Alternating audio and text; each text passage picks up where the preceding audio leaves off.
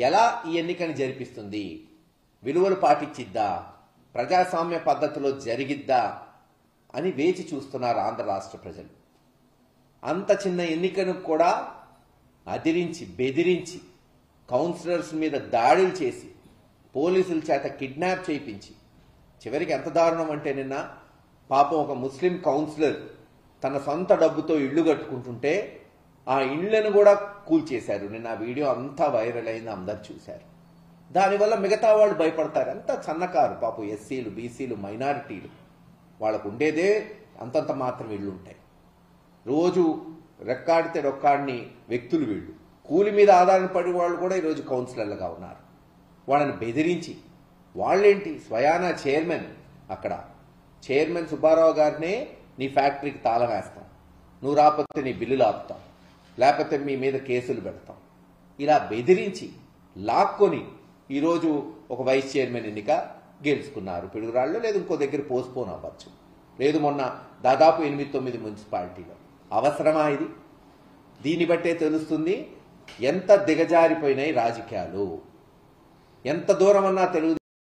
ముఖ్యంగా ఒక చిన్న ఎన్నిక వైస్ చైర్మన్, నేను మొన్న కూడా చెప్పాను, అది గెలిచినంత మాత్రాన వైఎస్ఆర్సీపీ వెంటనే జగన్మోహన్ రెడ్డి గారే ముఖ్యమంత్రి అయిపోడు, లేదు చంద్రబాబు నాయుడు గారే దిగిపోడు. కానీ అధికార పక్షం తెలుగుదేశం ప్రభుత్వం ఎలా ఈ ఎన్నికని జరిపిస్తుంది, విలువలు పాటించిద్దా, ప్రజాస్వామ్య పద్ధతిలో జరిగిద్దా అని వేచి చూస్తున్నారు ఆంధ్ర రాష్ట్ర ప్రజలు.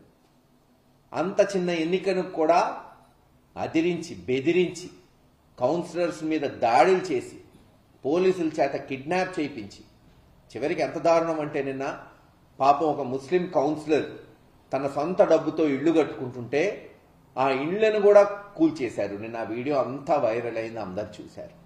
దానివల్ల మిగతా వాళ్ళు భయపడతారు. అంత సన్నకారు పాపం ఎస్సీలు, బీసీలు, మైనారిటీలు, వాళ్ళకు ఉండేదే అంతంత మాత్రం ఇళ్ళు ఉంటాయి. రోజు రెక్కాడితే రొక్కాడిని వ్యక్తులు వీళ్ళు. కూలి మీద ఆధారపడి వాళ్ళు కూడా ఈరోజు కౌన్సిలర్లుగా ఉన్నారు.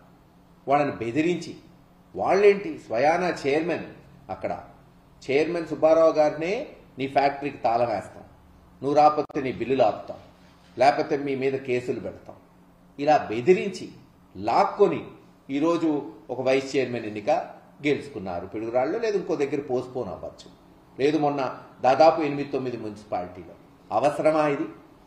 దీన్ని బట్టే తెలుస్తుంది ఎంత దిగజారిపోయినాయి రాజకీయాలు, ఎంత దూరం అన్నా తెలుగుదేశం వాళ్ళు మెషినరీని, పోలీసుల్ని, లేదు అధికారులను వాడుకొని భయభ్రాంతులను చేసి ఇది ఈరోజు నేను ఇందాక అన్నట్టు ఇప్పుడు వెంటనే ప్రభుత్వాలు మారిపోవు, కానీ ప్రజలు గమనిస్తున్నారు.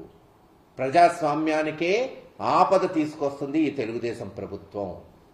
అక్కడే కాదు, నిన్న మీరు దెందులూరు చూస్తే అక్కడ చింతమనేని ప్రభాకర్ గారు ఎంత బూతులు తిట్టి మళ్ళీ కేసులు, మళ్ళీ అబ్బాయి చౌదరి మీద. ఇవన్నీ కూడా ఒక తార్కాణం ఎలా ఈ ప్రభుత్వం దిగజారిపోతుంది.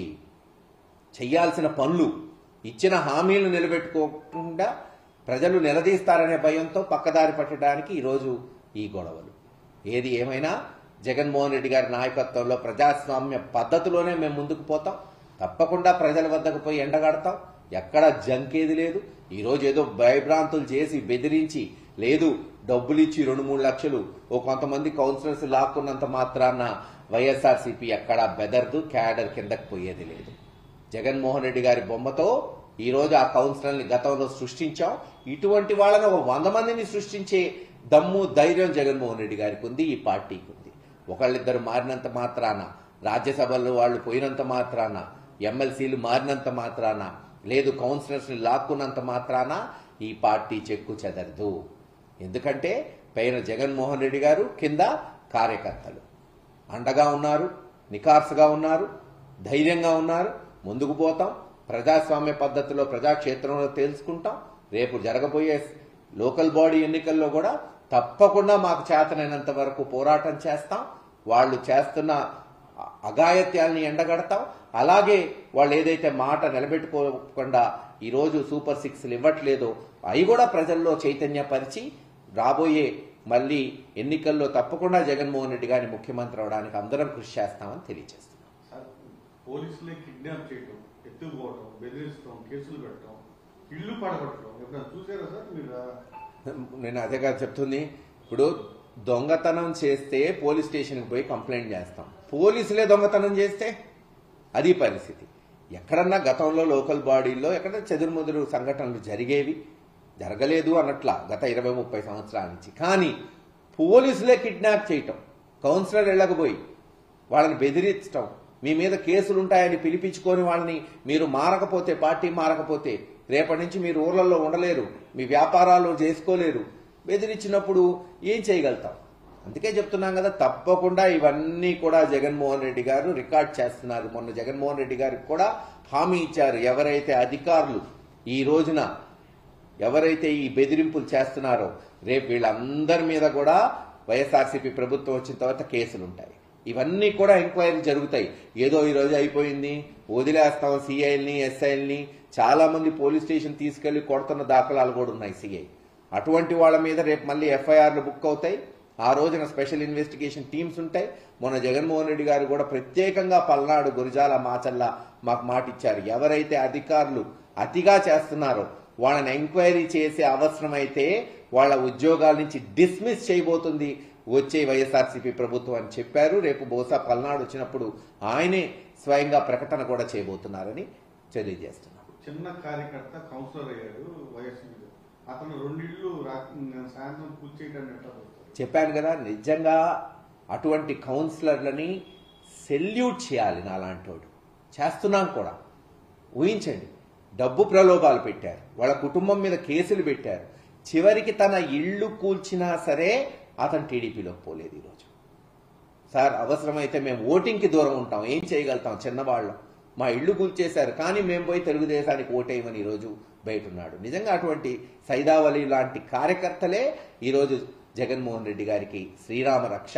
అటువంటి కార్యకర్తలనే ముందు పెట్టుకొని రేపు లీడర్లను చేస్తాం, వాళ్ళకి పదవులు ఇస్తాం, అన్ని రకాలుగా రేపు వాళ్ళని వాళ్ళని ఆదుకుంటామని తెలియజేస్తున్నాం. ఇప్పటికే 2 సార్లు వాయిదా పడి 3వసారి వాళ్ళు అనుకున్నది సాధించారు.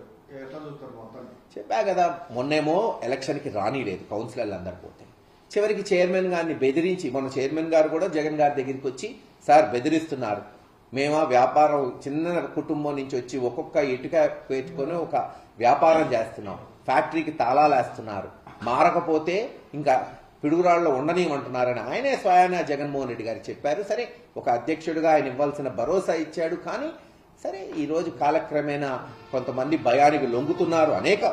ఒక్కడే అనట్లేదు కదా, రాజ్యసభలో లొంగిన వాళ్ళు రాజ్యసభలో లొంగారు, కౌన్సిలర్లు లొంగారు, అలాగే ఈ చైర్మన్ వాళ్ళు లొంగారు. ఏది ఏమైనా ఒకళ్ళు పోతే రేపు 100 మందిని సృష్టిస్తుంది ఈ పార్టీ అని తెలియజేస్తున్నాం. రాష్ట్రంలో పరిస్థితి చూస్తే ఏమనిపిస్తుంది సార్? దాడులు, కేసులు చెప్తేనే 9 నెలల నుంచి జరుగుతున్నది. అసలు law and order complete fail అయిపోయింది. ఇంత భ్రష్టు పట్టిన ప్రభుత్వం 9 నెలల్లో నేనైతే ఈ 30 ఏళ్లలో చూడలేదు. ప్రజలు ఇంత తిరుగుబాటు, ఎందుకంటే ఒక పండగలాగుండేది జగన్మోహన్ రెడ్డి గారు ఉన్నప్పుడు. ఒక క్యాలెండర్ పెట్టి ప్రతి 3 నెలలకి ఇదిగో అన్నమాట ప్రకారం ఇచ్చేది. ఇప్పుడు 9 నెలలు అయిపోయింది. మొన్న చూసాం సంక్రాంతి, వెలవెల్లాడిపోయిన ఈ షాపులన్నీ పాపం, బట్టల కొట్లు కానీ ఏవి కూడా ఎక్కడా కళలేదు. అంతేకాదు ఈరోజు చాలా మంది పాపం ఫీజులు కట్టుకోలేక చదువులు ఆపుకునే పరిస్థితి, వాళ్ళకి ఏం చేయాలో అర్థం కావట్లా. చివరికి డ్వాక్రా మహిళలు నెల పాపం వాళ్ళు ఎదురు 5,000 కట్టాల్సి వస్తుంది, వాళ్ళు ఏదైతే లోన్ తీసుకున్నారో అవన్నీ కూడా. ఇవన్నీ కూడా ఉద్యమం రాబోతుంది, తిరుగుబాటు రాబోతుంది. ఎస్, తొందరగా 9 నెలలే అయింది కాబట్టి